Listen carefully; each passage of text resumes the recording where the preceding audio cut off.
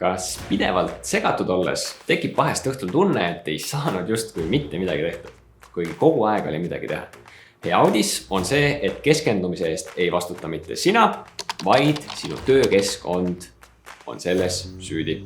James Clear viitab raamatus Atomic Habits šokeerivale loole.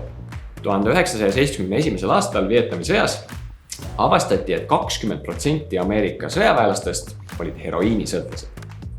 Mis aga eriti üllatav oli see, et kui nad läksid tagasi kodumaale, siis 90 suutis sellest sõltuvusest loobuda. Ja tollel ajal oli eriti šokeeriv see, et arvati, et heroiinisõltuvus on ravimatu.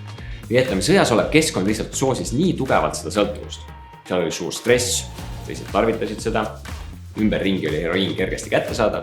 Ja tänu sellele, et sellest keskkonnast pääseti, oligi sellest sõltuvusest loobumise protsent niivõrd kõrge.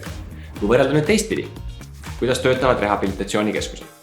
Sa tuled raskest keskkonnast välja, saad tuge ja oled toetavas keskkonnas, aga hiljem naased ahvatluste ja vanade sõprade keskkonda. Mis siis juhtub? Paraku on numbrid täpselt teistpidised.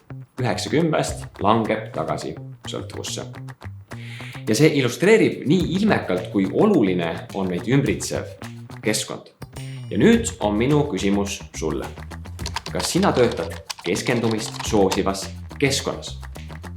Või on hoopis nii, et koosolek on koosoleku otsas, eeldatakse, et kirja teel saad kohe vastuse, kontoris on pigem sagimine ja iga natukese aja tagant on laua juures järgmine naeratav nägu, kes midagi tahab.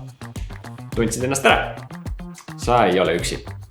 Microsofti läbiviidud uuringu järgi väidab 68% inimestest, et neil pole piisavalt segamatut tööaega. Kui töökeskkond ei soosi süvenenult töötamist, siis vastuvoolu ujuda on väga-väga raske. Aga ehk on see just hoopis sinu võimuses teha ära midagi selleks, et muuta seda keskkonda. Oleme produktiivsusklubiga teinud koostööd rohkem kui 350 ettevõttega. Ma jagangi sulle 5 keskkonda muutvat nippi, mis tõmbavad su tiimi välja nendest segajate kaosest. Esiteks, vaikuse lipp. Tegelikult ei peagi olema üldse lipp. Tu võid olla ka näiteks kõrvaklapid, silt uksel või mõni muu väga selgesti eristatav märguanne, et palun ära mind hetkel sega. Kui aus olla, siis meie kogemusel erinevate ettevõtetega pole see just nüüd kõige paremini toiminud. Ja peamiselt just selle tõttu, et väga lihtne on juhtuma see, et see lipp jääbki sinna lihtsalt pikaks ajaks lehvima. Ning ühel hetkel on kõigil lihtsalt selles suva, sest see kogu aeg on seal üleval. Siis oleme alguses jälle täiesti tagasi. Hea viis selle põhimõtte puhul on panna koos märguandega, siis näiteks lipuga, ka endale taimer, et sa siis pärast selle asja uuesti maha võtaks. Teiseks, koosolekute vabad hommikud.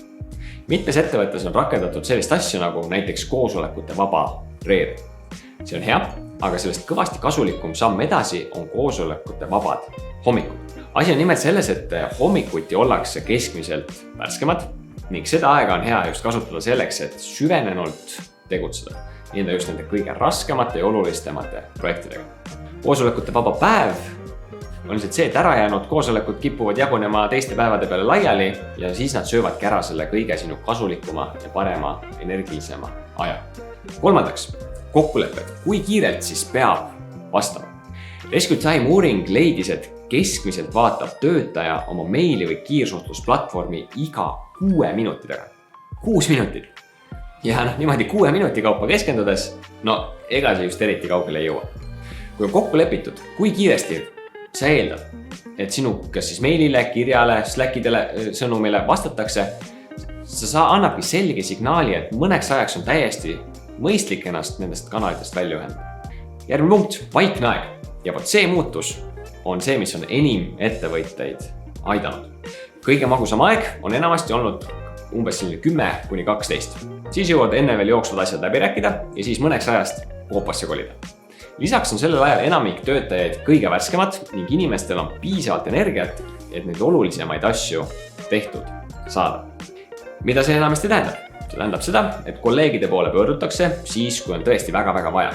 Koosolekut suunatakse muule ajale, märguanded keeratakse selleks kinni. See annab regulaarselt aja, et ellu viia enda neid kõige olulisemaid ülesandeid. Sa ei pea tundma süümepiinu, et sa ei vasta teistele. Ja viimaseks punkt, koosolek ise endaga. See on lihtne, kuid tõhus viis juhul, kui ühiseid põhimõtteid laiemalt on keeruline juurutada.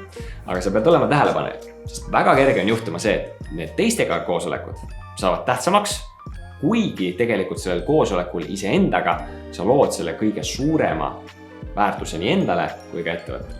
Kõik need muutused kõlavad hästi, aga pigem on natuke siuke tunne, et utoopiline unistus.